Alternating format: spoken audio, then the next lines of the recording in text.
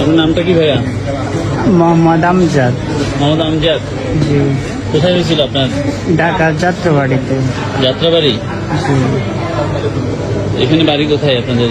আমাদের বাড়ি নোয়াখালী। নোয়াখালী। জি। নোয়াখালী থেকে চিটাং পাঠিয়েছে? ঢাকা মেডিকেল ছিলাম, ওই জায়গায় খালি না দেখে পরে নিয়ে গেছিল ইয়াতে শ্যামলিতে। ওই জায়গায় ওরা খরচ বেশি চাইছে দেখে পরে নোয়াখালী থেকে নিয়ে গেছে। ওই জায়গায় পায়ের বুলেট বার করছে পরে একটু আগে সাংবাদিক বাইরে ছিল এই যে পায়ের এটা অবস্থা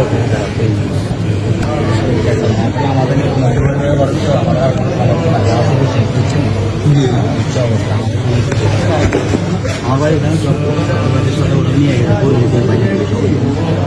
পায়ের অবস্থা বেশি খারাপ। এগুলো পুরোটাই বলি, এগুলো ভিতরে পুরোটাই ছিল।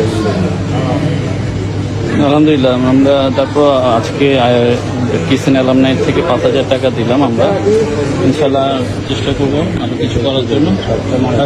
এই নিয়েছি আপনার তথ্য নিয়েছি আমরা। পায়ের বুলেট বের হয়েছে?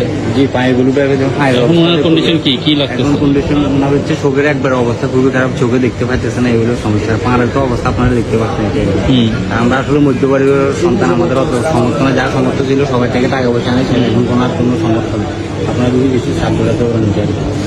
ঠিক আছে ইনশাআল্লাহ।